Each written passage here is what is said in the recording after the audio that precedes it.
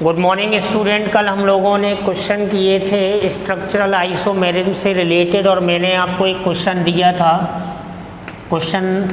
था कि C6H14 ये एक मॉलिक्यूलर फार्मूला है।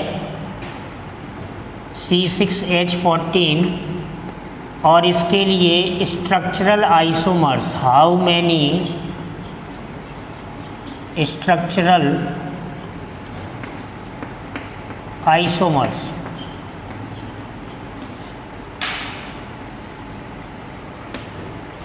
कितने स्ट्रक्चरल आइसोमर्स बनेंगे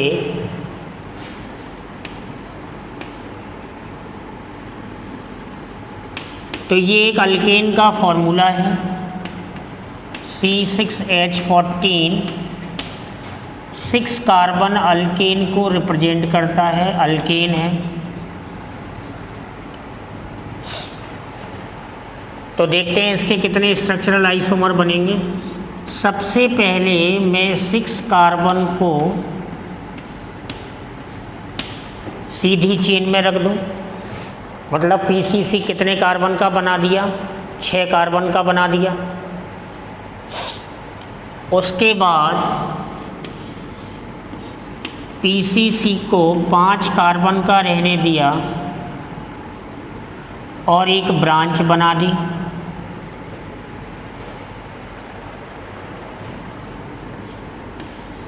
इसके बाद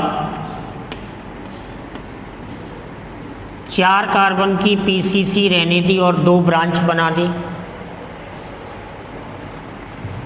इसके बाद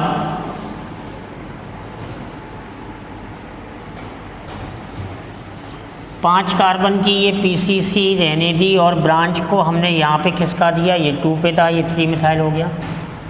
फिर 4 कार्बन की पीसीसी बनाई और अलग अलग कार्बन पे ब्रांच को लगा दिया।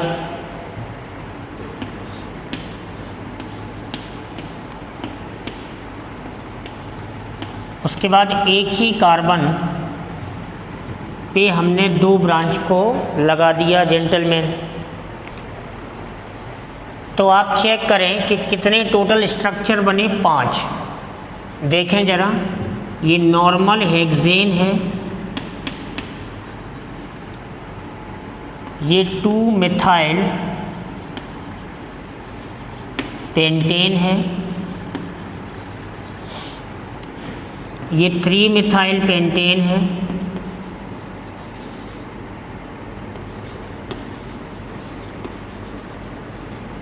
मिथाइल पेंटेन है, ये 2,3 डाई मिथाइल ब्यूटेन है और ये 1, 2, 3, 4 2,2 डाई मिथाइल ब्यूटेन है।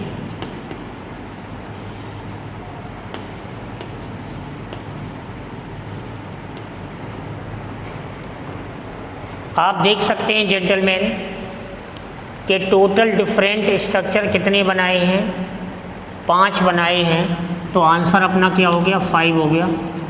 अब आप ज़रा देखें कि ए और बी के बीच में कौन सा रिलेशन है। तो ए बी ये चेन आइसोमर हो जाएंगे। ए और सी, ए और सी में देखिए ये 6 कार्बन की पीसीसी है और ये 5 कार्बन, तो ये भी चेन आइसोमर हो जाएंगे। ए और डी, ए डी के बीच में आप देखें तो ये 6 कार्बन की पीसीसी है, वो 4 कार्बन की पीसीसी है, तो चेन आइसोमर हो जाएंगे। ए ई भी चेन आइसोमर हो जाएंगे। फिर आप देखेंगे कि पेंटेन है और ये भी पेंटेन है, 2 पे मिथाइल है और 3 पे मिथाइल है, तो बी सी क्या हो जाएगा, पोजीशन आइसोमर हो जाएंगे। बी डी क्या हो जाएगा, बी डी, देखिए पेंटेन है और ब्यूटेन है, पहले ही सही रिलेशन आप लिख चुके हैं बी डी में ये 5 कार्बन है और इसमें 4 कार्बन है, तो बी डी क्या हो जाएगा, चेन आइसोमर हो जाएगा।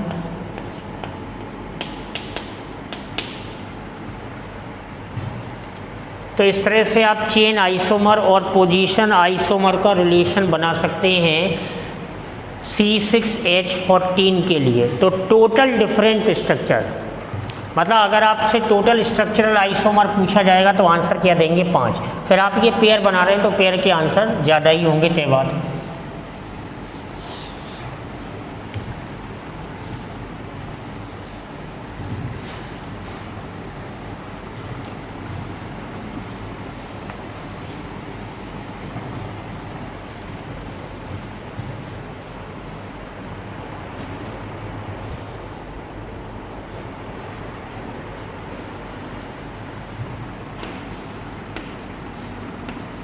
C8H10 मॉलिक्यूलर फार्मूला है।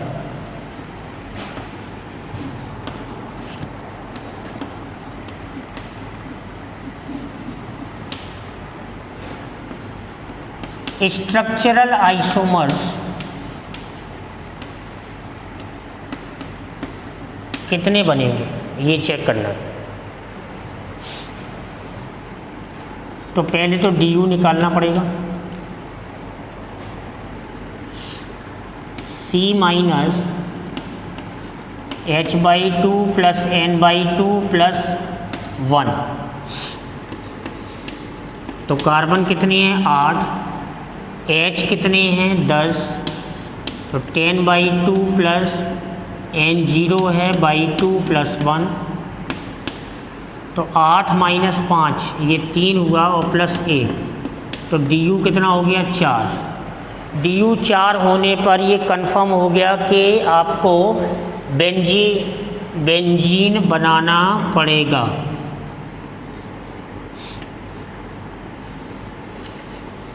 तो ये 6 कार्बन हो गए और आपने बेंजीन बना दिया।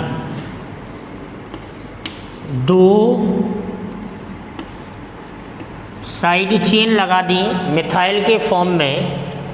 तो अब ये देखें इसके 3 आइसोमर बनेंगे, ऑर्थो, मेटा, पैरा।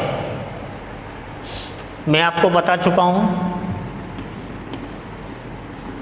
ऑर्थोजाइलिन जिसको आप बोलेंगे 1,2 डाइमिथाइल बेंजीन,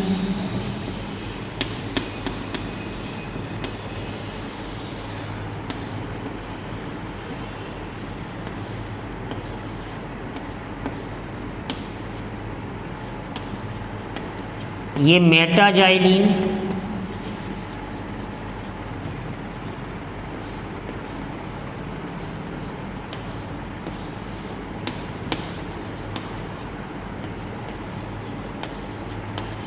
और ये पैराजाइलिन।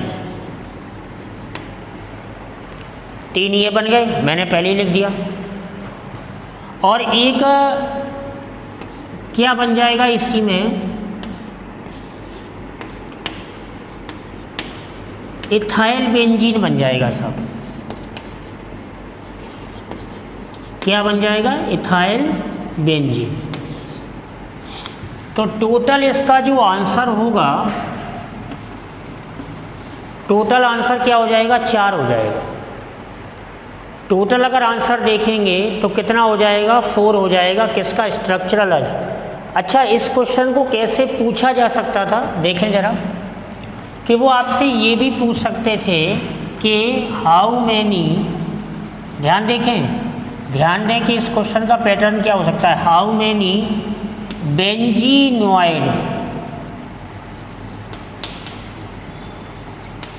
Benzenoid structures for molecular formula C8H10। ये क्वेश्चन ऐसे भी पूछा जा सकता है और इसके आंसर, ये क्वेश्चन ऐसे भी पूछा जा सकता था। ए ऑप्शन में मान चलो 4 देते, 5 देते, 6 देते, 7 देते, तो आंसर आप क्या टिक करते, ए। ए आंसर आप टिक करते। तो बेंजीनॉइड का मतलब क्या है कि जिसमें बेंजीन हो, मतलब बेंजीन के जैसा स्ट्रक्चर हो, उसे आप बोलते हैं बेंजीनॉइड स्ट्रक्चर।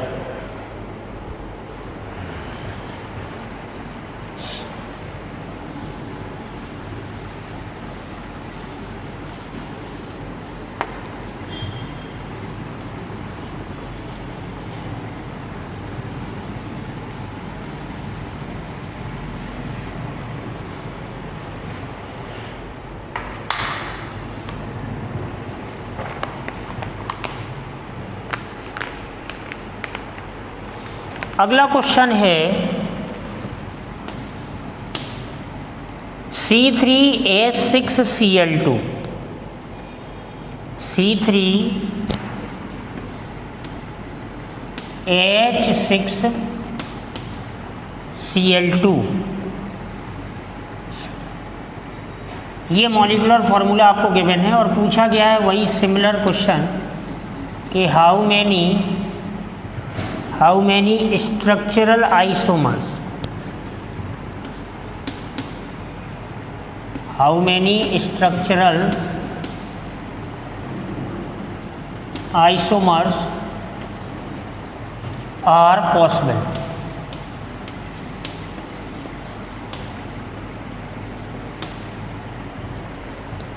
कितने स्ट्रक्चरल आइसोमर बनेंगे? तो पहले आप सॉल्व करने के लिए इसका डी यू निकाल सकते हैं, C-H/2 प्लस n/2। ये बार बार जो डी यू निकालने का तरीका है, ये मैं इन ऐसे बच्चों के लिए बताता हूँ जिन्हें एकदम से ये समझ में नहीं आता कि कैसे बनाना शुरू करें। तो डी यू निकालने के बाद आप डिसाइड कर सकते हैं। तो 3 - 6/2 प्लस 0/2 प्लस 1, तो ये हो गया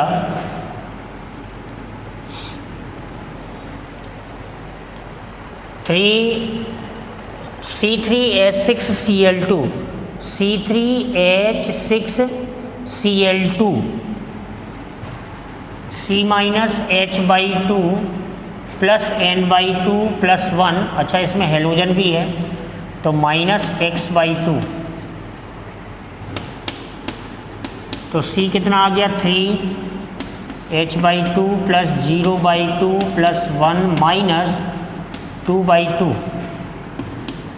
तो ये आ गया 3 - 3 प्लस 0 प्लस 1 माइनस 1, तो ये माइनस प्लस माइनस, ये आंसर हो गया डी यू का 0। तो डी यू 0 हो गया। अब हम डिफरेंट स्ट्रक्चर बनाना शुरू करते हैं।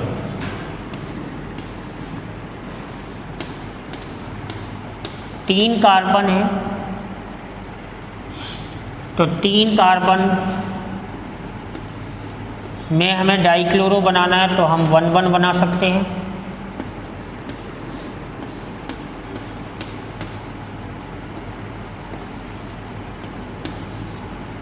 हम 1,2 बना सकते हैं।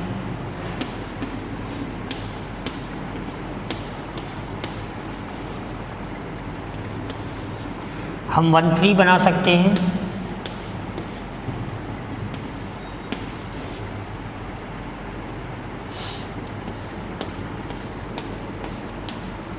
और 3 ही कार्बन है, देखिए 1,1 हो गया, 1,2 हो गया, 1,3 हो गया, ठीक है ना।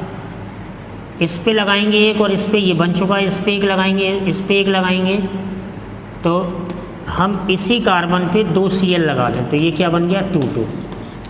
एक इस पे लगाएंगे और एक इस पे लगाएंगे तो ये 1,2 हो जाएगा वापस। तो टोटल कितने बनेंगे 4। टोटल कितने बनेंगे 4। अब ध्यान देना है कि जब ये 1,1 है, सब में PCC कितने कार्बन की है 3 कार्बन की। जेंटलमैन ध्यान देने वाली बात है, सभी में जो PCC है वो कितने कार्बन की है 3 कार्बन की है। मतलब इसमें चेन आइसोमर नहीं होंगे। जितने भी स्ट्रक्चर हैं ये सभी एक दूसरे के पोजीशन आइसोमर होंगे। तो ध्यान देंगे कि ये क्वेश्चन पोजीशनल आइसोमेरिज्म में चला गया। 1,1, 1,2, 1,3 और 2,2।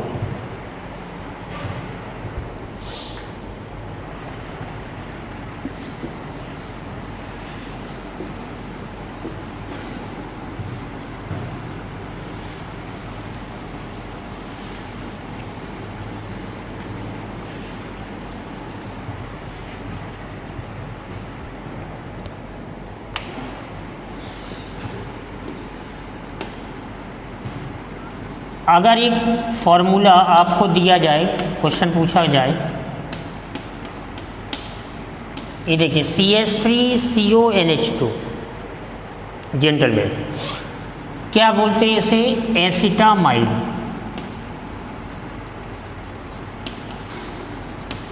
एसिटामाइड, इसमें DU कितना है? 1। इसका IUPAC होता है, या इसी को IUPAC नेम में क्या बोलते हैं? इथेनामाइड। DU कितना है? 1 है। दो ही कार्बन हमारे पास है तो हम चेन तो बना नहीं सकते, तो क्वेश्चन ये आ जाएगा कि draw 1 structural isomer for ethanamide.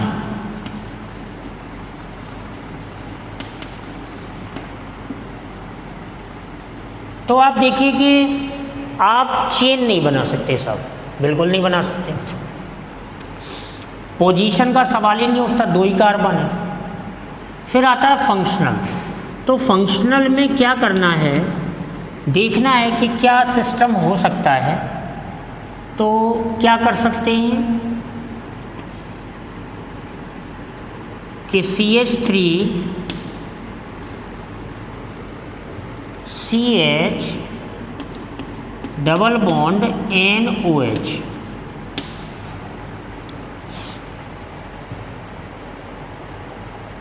CH3CH double bond NOH, और ये C डबल बॉन्ड N आ गया और N पे एक लोन पेयर है और ये OH है, इसे हम बोलेंगे ऑक्सिम।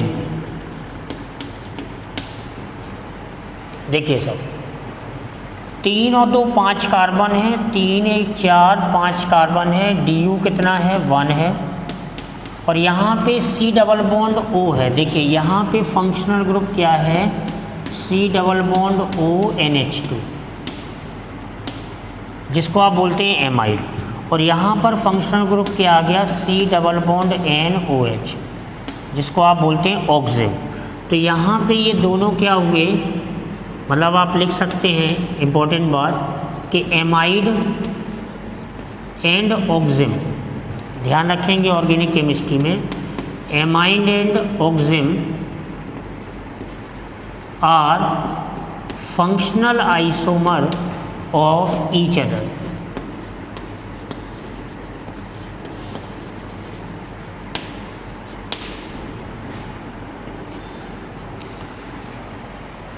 Amide and oxime are functional isomer of each other, ये आपको ध्यान रखना है।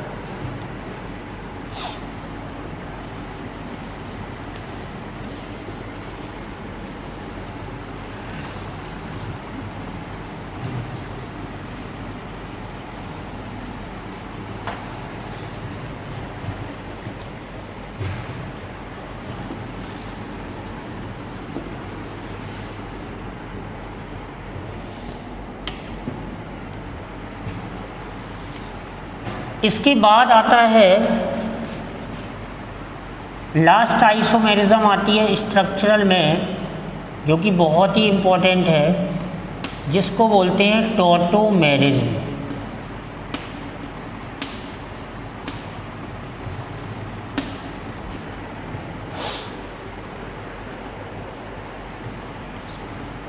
टॉटोमेरिज्म जेंटलमैन, स्ट्रक्चरल आइसोमेरिज्म का लास्ट पार्ट टॉटोमेरिज्म, जिसको हम बोलते हैं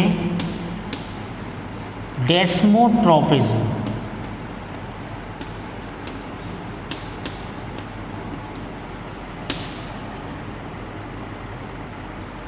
डेस्मोट्रोपिज्म, इसके कई नाम होते हैं, इसी को हम लोग बोल देते हैं डायनेमिक आइसोमेरिज्म।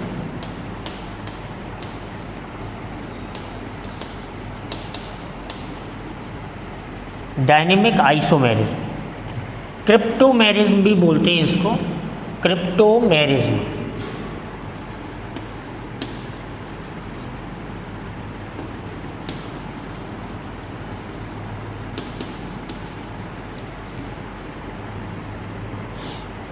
कहीं कहीं लिखा रहता है कीटो इनॉल आइसोमेरिज्म।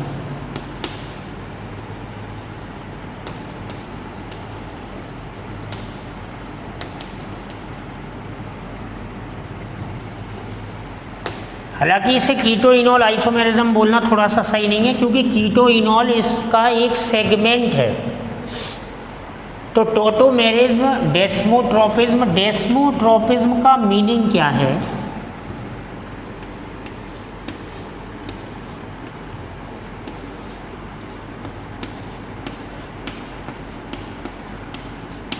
एक एक बात बिल्कुल क्लियर रखिए। डेस्मोट्रोपिज्म का मीनिंग क्या है कि टर्निंग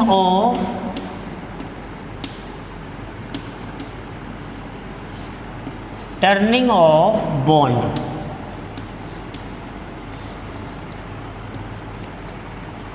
जब इस प्रकार की आइसोमेरिज्म होती है जेंटलमैन, तो इसमें टर्निंग ऑफ बॉन्ड मतलब बॉन्ड टर्न हो जाता है। एक बहुत ही एक इंटरेस्टिंग टाइप ऑफ आइसोमेरिज्म है। इस आइसोमेरिज्म में क्या होता है,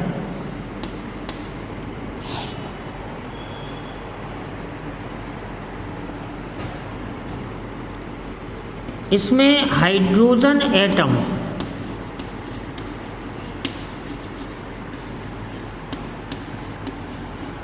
oscillate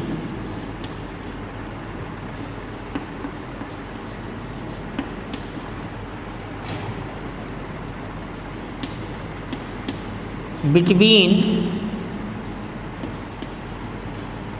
two atoms।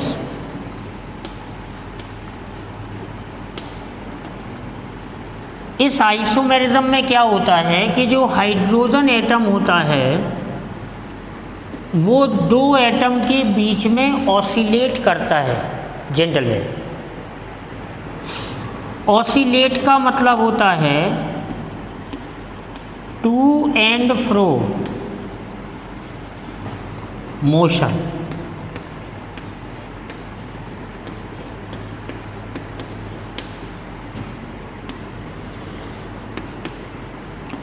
To and fro motion, इधर उधर घूमना।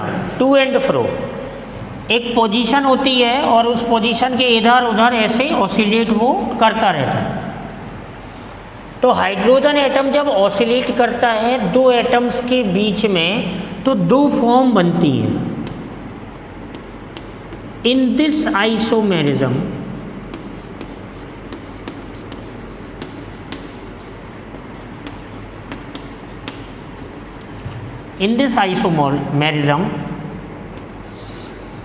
Migration of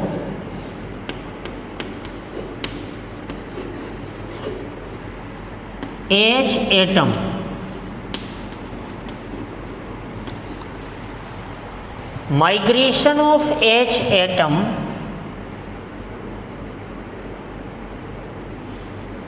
and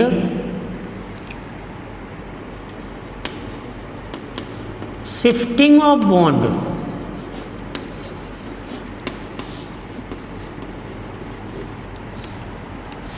of bond takes place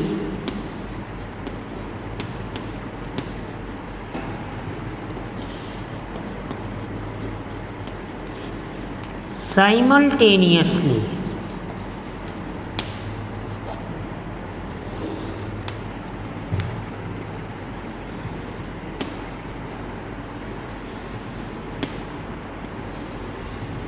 भाई कोई आपसे पूछता है, देखिए तो बेसिक बात क्या है, ये दो पॉइंट आपको समझ में आने चाहिए कि hydrogen atom oscillate between two atoms. पहली बात, ऑसिलेट का मतलब होता है टू एंड फ्रो मोशन, इधर उधर। दूसरी बात मैंने क्या लिखी कि in this isomerism migration of H atom and shifting of bond takes place simultaneously. एक समझौता टाइप का होता है सब। समझौता क्या होता है कि H एटम माइग्रेट करता है और बॉन्ड टर्न करता है, मतलब बॉन्ड की शिफ्टिंग होती है। तो इससे जो दो फॉर्म बनते हैं,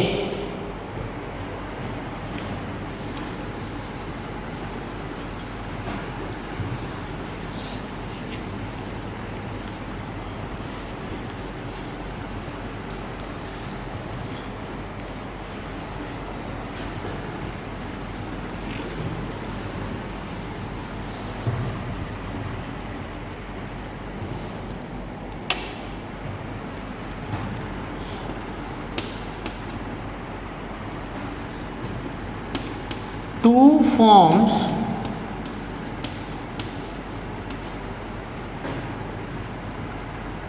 exist in dynamic equilibrium.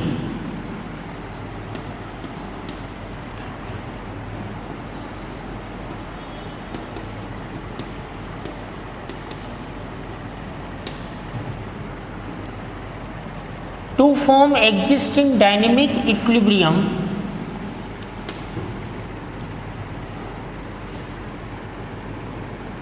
and are called tautomers.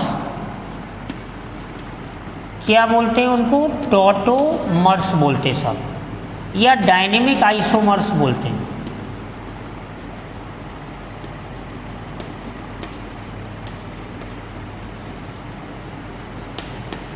एक से दूसरा बनता रहता है, दूसरे से पहला बनता, मतलब दोनों एक दूसरे में क्या रहते हैं? इंटर कन्वर्टेबल रहते हैं.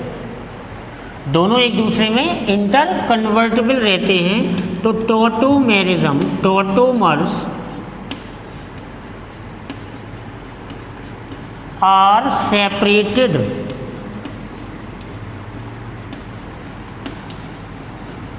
Tautomers are separated by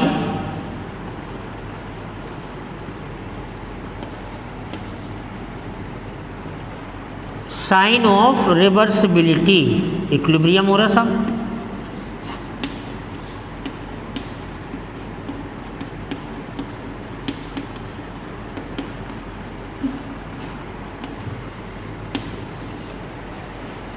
sign of reversibility. ध्यान देने वाली बात है कि कोई भी मॉलिक्यूल जिसमें इस तरह का सिस्टम हो जाएगा, नॉर्मली ये बोला जाता है कि भाई ये जो आइसोमेरिज्म होती है ये कार्बोनिल कंपाउंड में पाई जाती है. In general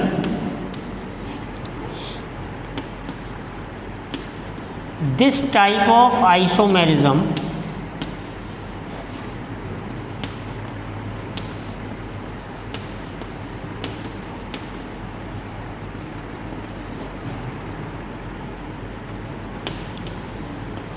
is found to be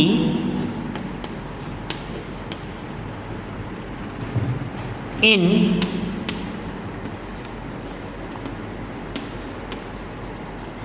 carbonyl compound,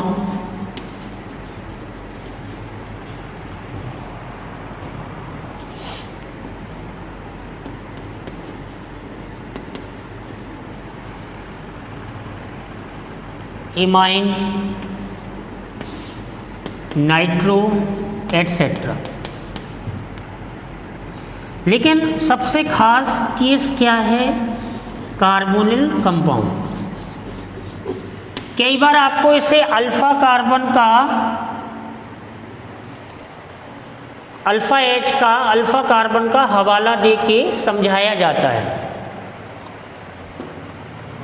अपन भी चर्चा करेंगे, लेकिन उसके अलावा भी एक तरीका है जिससे आप बड़ी आसानी से पहचान सकते हैं कि टॉटोमेरिज्म होगी या नहीं होगी.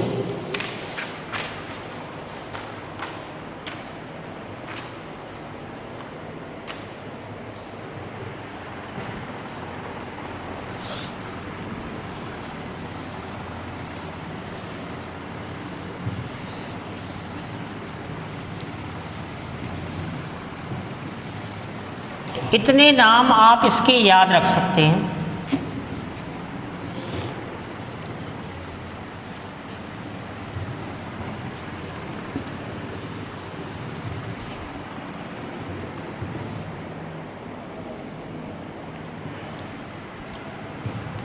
जैसे कैसे समझना है इसको, मान के चलो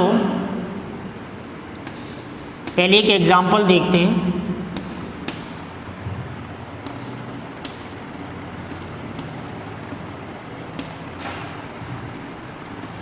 कि ये कोई कार्बोनिल कंपाउंड है जिसको अपन बोलते हैं एसिटिल्डिहाइड। क्या बोलते हैं? एसिटिल्डिहाइड।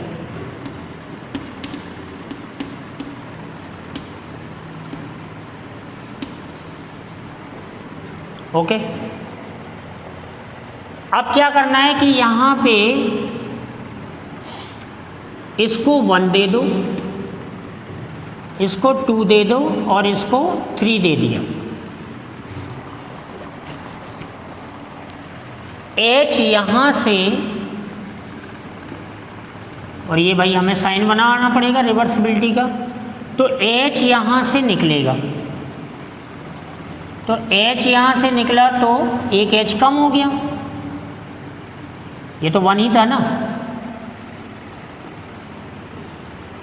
और O पर पहुंचा, ये 3rd एटम था, ये बॉन्ड क्या हो गया? डबल। मतलब आप समझो कि जो H था वो 1 से निकल के कहाँ पहुंच गया? 3 पे, है ना। तो इसीलिए हम इसको बोलते हैं 1,3 टॉटोमेरिज्म।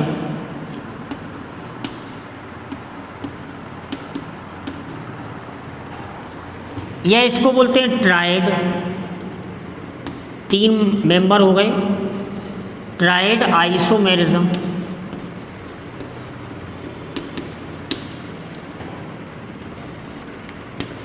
ट्राइड क्यों बोलते हैं समझने की कोशिश करो। देखो, जो H था वो 1 से कहाँ पहुँच गया? 3 पे, और जो 2 और 3 के बीच में जो पाई बॉन्ड था वो अब 1 और 2 के बीच में हो गया।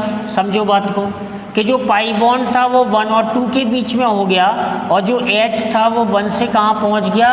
3 पे पहुँच गया। तो देखो डबल बॉन्ड आ गया, इन, और OH आ गया, तो इन प्लस ऑल हो गया। तो इसीलिए इसे हम बोलते हैं इनॉल। इसे बोलते हैं इनॉल। और ये था कीटोफॉर्म, तो इसको हम बोल देते हैं कीटोफॉर्म। तो इसीलिए इसे हम बोलते हैं इस केस में कीटो इनॉल tautomerism.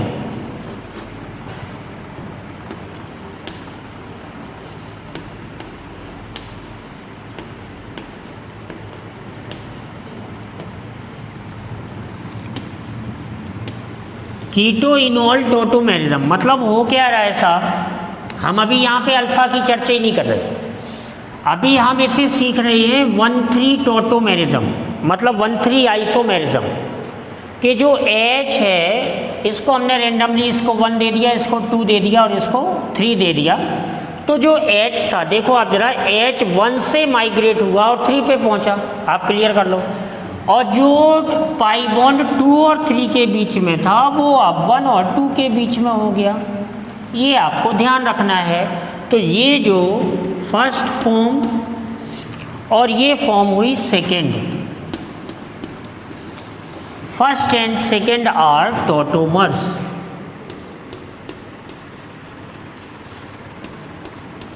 First and second are tautomers.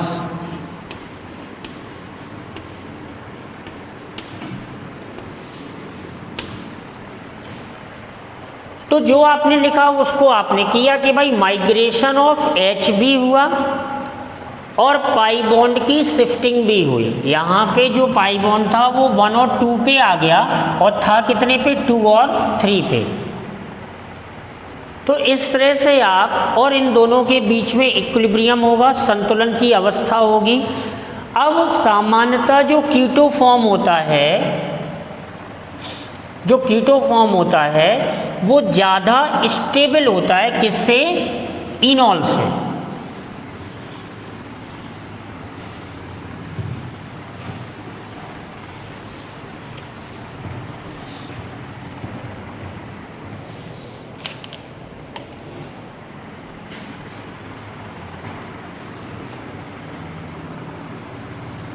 ये जो कीटो फॉर्म है तो क्या बोलते हैं कि in general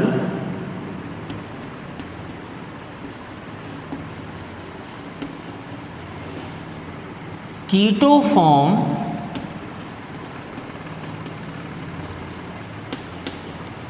is more stable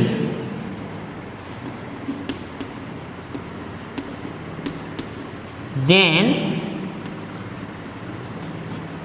enol form।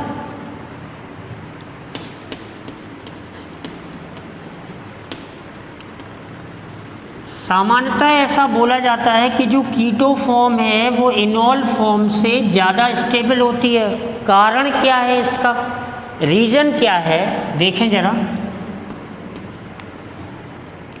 Because C double bond O, जो कीटो फॉर्म है उसमें C डबल बॉन्ड O है। C double bond O is more stable then C double bond C और CO बॉन्ड। प्यारे बच्चों, जो C double bond O है उसकी बॉन्ड एनर्जी, यहाँ पे देखो कीटो में कौन सा बॉन्ड है, C डबल बॉन्ड O, 2 और 3 के बीच में बॉन्ड है। और यहाँ इनॉल में C डबल बॉन्ड C बन गया और ये CO बॉन्ड था। तो C डबल बॉन्ड C कहीं लिखा रहता है C डबल बॉन्ड C, कहीं इसका जिक्र करते हैं, तो मैंने दोनों लिख दिए कि C डबल बॉन्ड C या CO बॉन्ड दोनों से क्या होता है, ज़्यादा स्टेबल होता है। मतलब हम बोल सकते हैं कि बॉन्ड एनर्जी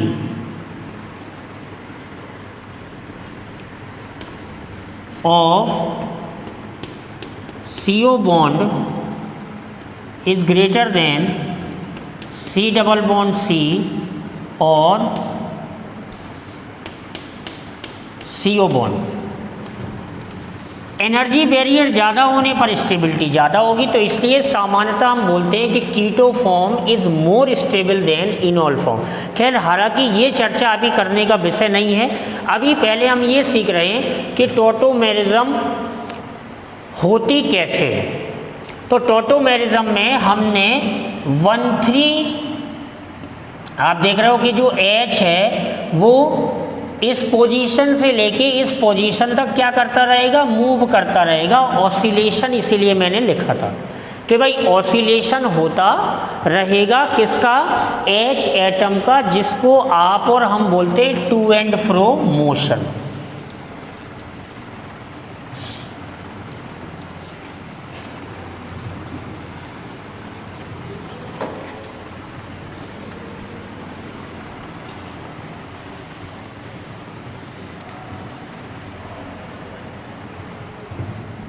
दूसरा लिटरेचर इसका ये कहता है कि हमने इस कार्बन को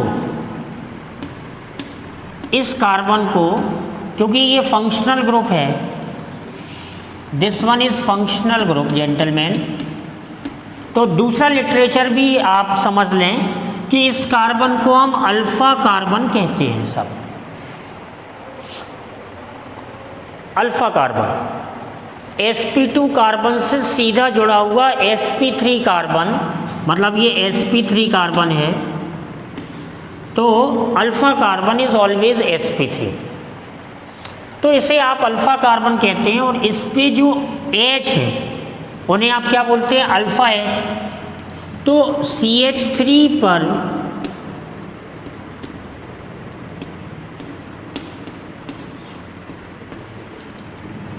ये अल्फा कार्बन है, तो कितने अल्फा H है, 3, तो 3 अल्फा H हैं। तो अल्फा H का यहाँ से माइग्रेशन हुआ, बात वही है, इसको हमने 1 दिया, 1 और 3 में समझने में आपको आसानी होगी, 1 2 3, तो 1 से 3 पे पहुँच जाएगा कौन, H, और ये पाई बॉन्ड यहाँ आ जाएगा। तो इसे आप बोलेंगे इनॉल। लेकिन कहानी वही है 1 2 3। तो 1 और 2 के बीच में क्या आ गया, पाई बॉन्ड आ गया, जो कि 1 और 2 के बीच में क्या था, सिग्मा था, और 2 और 3 के बीच में क्या था, पाई था। तो हम ऐसे भी याद रख सकते हैं कि कार्बोनिल कंपाउंड में, मतलब एल्डिहाइड कीटोन में क्रियाशील समूह से सीधा जुड़ा कार्बन क्या कहलाएगा, अल्फा कार्बन। उस पे यदि H होगा तो उसे हम अल्फा H बोलेंगे। तो कंडीशन क्या ध्यान रखनी है टोटोमेरिज्म के लिए कि जिसको हम पहला एटम मान रहे हैं उस पे यदि H प्रेजेंट है, मतलब बात को समझो आप, कितना इम्पोर्टेंट बात निकल के आई कि अगर इस पे H है तो टोटोमेरिज्म होगी, और अगर यदि H नहीं है तो टोटोमेरिज्म नहीं होगी। उसी को हम दूसरी भाषा में क्या बोल रहे हैं कि अल्फा H है तो टोटोमेरिज्म होगी, और अल्फा H नहीं है तो टोटोमेरिज्म नहीं होगी। मतलब tautomers are formed when sp3 carbon has at least 1 H। यदि उसके पास कम से कम एक H होगा। कौन सा sp3 कार्बन जेंटलमैन, जो फंक्शनल ग्रुप से जुड़ा हुआ है, एक ऐसा कार्बन जो सेकंड कार्बन से कनेक्ट है, उस पे H होना चाहिए। तो इसकी चर्चा और आगे करेंगे और इस पे प्रैक्टिस भी करेंगे, बताएंगे कि किस में टोटोमेरिज्म होगी और किस में नहीं होगी। हम आगे चल के लेक्चर में ये भी कंफर्म करेंगे कि किस किस केस में इनॉल कंटेंट ज़्यादा होगा कीटो से। तब तक आप इसे रिवाइज करेंगे।